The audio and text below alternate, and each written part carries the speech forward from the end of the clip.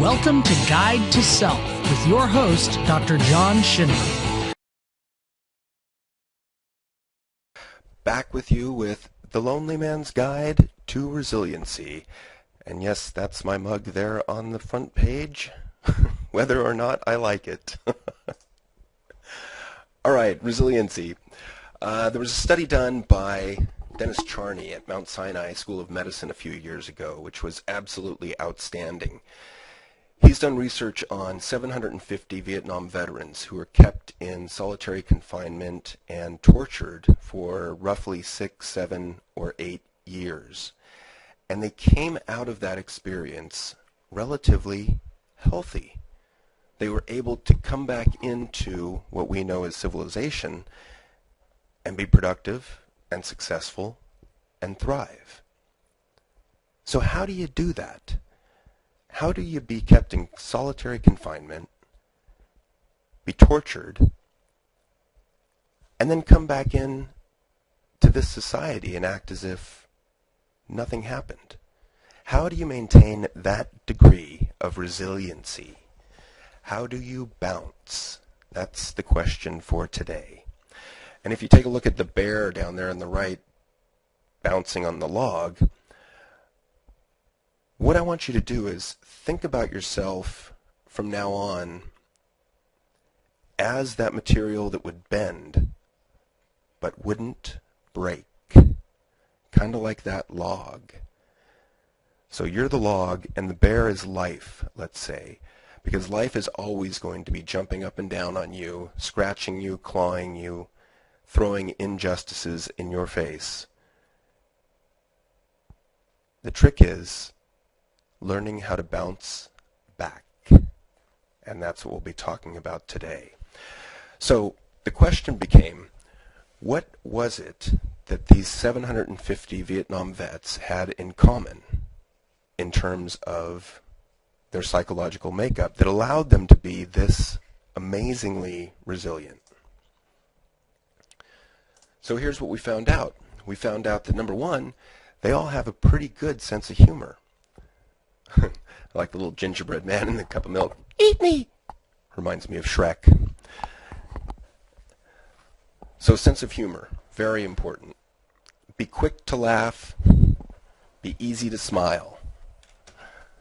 So if you're a lonely guy, one of the best things you can do is develop that quick and easy sense of humor and wear a smile on your face as often as you can, let's say. Number two, they were realistically optimistic. Now, realistic optimism is a talk unto itself, so I'm just going to scratch the surface here.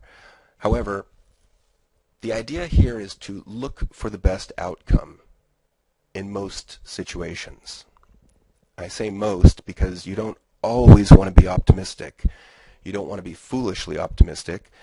Let's say, for example, you're at a party and you're the key bearer, you've got the bag of keys, and a friend comes up and he's drunk and he wants his car keys and he wants to go home. You don't want to be foolishly optimistic in that case and say, sure, Brad, here you go, here's your keys, good luck getting home there, champ. And he goes off and drives into another car and kills 4 people. No, bad idea. When the stakes are high, you want to be cautious. You want to use good sense and judgment. However, most of the situations in our lives are not high stakes. They're low to medium stakes, low to moderate. And in those cases, you want to be more optimistic. So you want to learn to cultivate an optimistic attitude. Third, you want a high ratio of positive to negative emotions. Well, what does that mean? Well, it means that the research is converging, and we're finding out more and more from different sources in different areas that one of the key ingredients to resiliency is a high ratio of positive emotions such as joy, love, pride, awe, curiosity, to negative emotions, fear, anger, sadness, disappointment.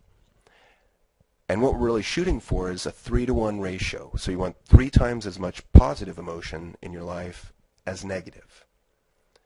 Now, I know you might not be there right now. I sure as hell wasn't 10 years ago. I was probably the opposite of that, 1 to 3. Maybe. However, this is a learnable skill, and you can learn to cultivate and create more positive emotions in your life, and you can learn to turn the volume down on your negative emotions. And that's part of what I help people do. Number 4 is altruism. We know that one of the best ways to keep up good spirits, to keep yourself in a positive frame of mind, is by doing good things for other people. So the old random acts of kindness idea. And in the prison camps, the prisoners would do kind acts for other prisoners, even for other guards. And it pulls you outside of yourself. It takes that spotlight of your attention and refocuses it on the outside rather than on the inside. So rather than focusing on your own misery and deprivation that you have in this prison camp, you turn the spotlight of your attention on someone else, and you do something kind for them, and you feel better about yourself, regardless of where you are. Number 5 is moral compass. To me, this means values. Do you know your top 5 values in life? And most people that I speak to don't, and that's all right.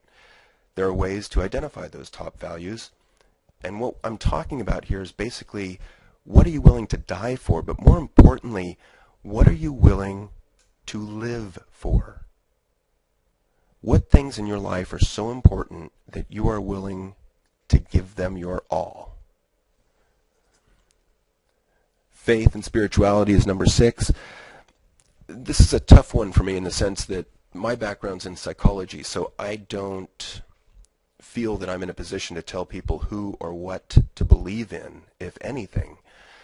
However, there is research out there that says, to the extent that you believe in a kind, loving, and forgiving God, your mental health is a little bit better, and you've got higher well-being, greater well-being.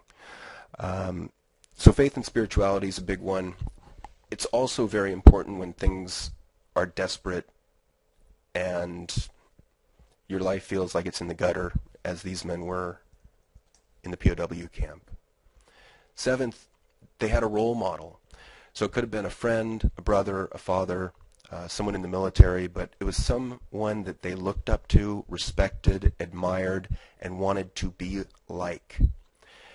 And the interesting thing is, the role models typically were not in the prison camp with them. They were only there in their minds. So it was only in their heads where they would recreate talks that they had with their role models, or they would create new conversations by asking their role models something like, what would you do in my case? What would you do if you were here now? What advice would you give me? And they would continue the conversation to the best of their ability in this way. 8th, social sports. Critical for resiliency, as well as happiness and a thriving life, to have social support.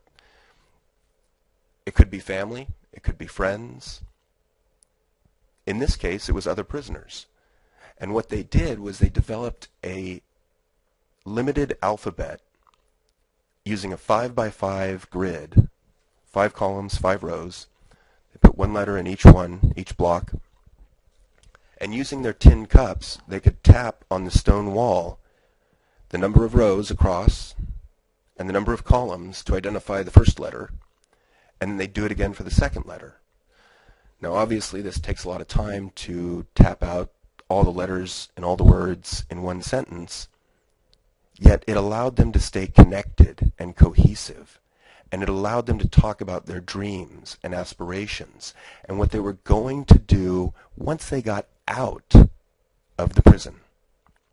And that helped keep hope alive. Number 9, they faced their own fears. So they were trained to face their fears, plus they actually went out and did it again and again and again. It's critical to face your own fears. It's a way of life. It's something I've done for the past 25 years. And it's really important to understand that courage does not mean the absence of fear. Courage is the ability to overcome your fears. You see, we're all human, so we all have fears. There are some things that we're all afraid of.